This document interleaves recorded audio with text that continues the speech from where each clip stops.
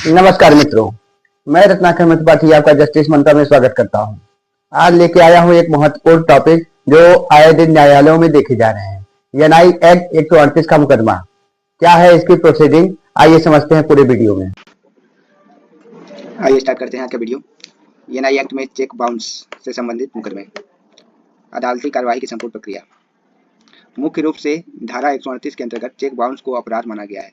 यदि कोई व्यक्ति बैंक में जमा चेक के भुगतान के लिए पेश करता है और बैंक वह चेक बाउंस कर देता है, यानी भुगतान से इनकार कर देता है, जैसे फंड्स की कमी, सिग्नेचर मैच न होना आदि कारणों से, तो उसके खिलाफ यह मुकदमा बनता है।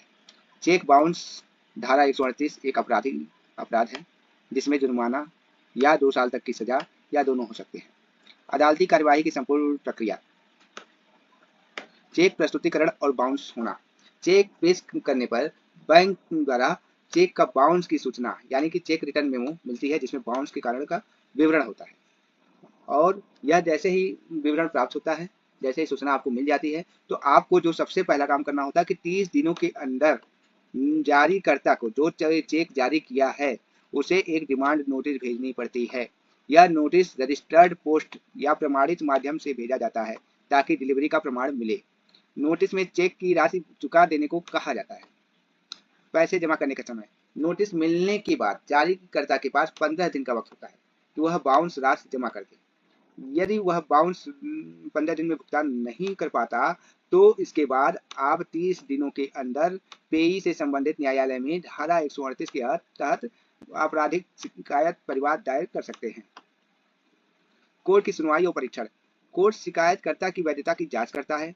दोनों पक्ष अपने अपने सबूत और गवाह पेश करते हैं। कोर्ट अभियुक्त के बचाव को भी सुनता है। अदालत यदि दोषी पाती है तो जुर्माना या सजा दोनों का आदेश देती है। इसी में एक धारा 142 का प्रावधान है। इसमें क्या है, कोर्ट को यह शक्ति दी गई है कि वह धारा 138 के अंतर्गत अपराध के संबंध में केवल लिखित शिकायत पर ही कार्यवाही करेगी, यानी शिकायतकर्ता को कानून के तहत समझ कर लिखित परिवाद देना आवश्यक है। अन्य महत्वपूर्ण बिंदु। यदि चेक संयुक्त खाते का है तो उसके तहत सभी खाता धारकों के सिग्नेचर होने चाहिए। चेक बाउंस केस में अंतर्ज्ञान लेने की समय सीमा बैंक नोटिस मिलने से 1 महीने के अंतर्गत चेक अंदर है। मामले में मोल तोल संभव है पर नियत समय सीमा में कार्यवाही करनी जरूरी है। जैसा कि हमने आपको बता दिया कि 30 दिन के अंदर उसको एक डिमांड नोटिस भेजनी है और 15 दिन के अंदर अगर वो पैसा नहीं होता है तो फिर 30 दिन के अंदर आपको ये परिवाद दायर करना होगा। धारा 143 ये कार्यक्रम लिखित अधिनियम के अंतर्गत ये जो है 2018 में इसको विशेष रूप से जोड़ा गया। 143 ये जो राज्य की राशि के अधिकतम 20% तक के अंतरिम मुआवजा देने की बात करती है। इसमें अदालत आरोपी को मुकदमे की प्रक्रिया के दौरान अंतरिम मुआवजा देने का आदेश दे सकती है। यह राशि अधिकतम चेक राशि का 20% हो सकती है। यह मुआवजा 60 दिनों में जमा करना होता है। आवश्यकता अनुसार 30 दिन की अतिरिक्त मोहलत मिल सकती है। इसके बाद जुर्माना भी लगाया जा सकता है और राशि वसूल करने के लिए संपत्ति की कुर्की जैसे उपाय भी किए जा सकते हैं। यह प्रावधान अदालत के विवेकाधिकार पर निर्भर करता है। आवश्यक नहीं है कि हर केस में अंतरिम मुआवजा दिया जाए। धारा 143 ए की उपधाराएं, जैसे कि उपधारा 1, अदालत आरोपी को अंतरिम मुआवजा देने का आदेश दे सकती है अधिकतम 20% तक। किसी भी स्थिति में अंतरिम मुआवजा की राशि 20% से अधिक नहीं होगी। ये उपधारा 2 में है। उपधारा 3 में मुआवजा को 4 दिनों के भीतर देना होगा। उपधारा 4 के तहत अतिरिक्त 30 दिन की मोहलत और जुर्माना का प्रावधान किया जा सकता है। उपधारा 5, भुगतान नहीं करने की स्थिति में जबरन संपत्ति की कुर्की या वेतन कटौती की जा सकती है।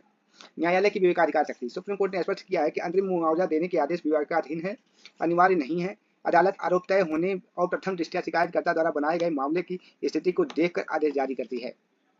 अब आपको ये केस करने के लिए क्या जरूरी दस्तावेज होने आवश्यक है, उसके लिए देख ले। चेक का असल प्रतिलिपि होनी चाहिए, शिकायतकर्ता का बयान होना चाहिए, चेक बाउंस मेमो होनी चाहिए, लीगल नोटिस जो आपने 30 दिन के भीतर सर्व की है वो होनी चाहिए, कोर्ट में दाखिल की गई शिकायत की एक प्रति होनी चाहिए, आवश्यकता अनुसार अन्य दस्तावेज जैसे बैंक पत्र, लेन देन का डिटेल, प्रतिवादी की जानकारी, अंतरिम मुआवजा मांगने के लिए स्पेसिफिक आवेदन। तो इस प्रकार हम देखते हैं कि 138 के तहत, एनआई एक्ट के 138 के तहत जब आपका चेक डिफॉल्ट हो जाता है यानी कि बाउंस हो जाता है तो उन स्थिति में वो आपराधिक श्रेणी में आ जाता है। और इसी के साथ हम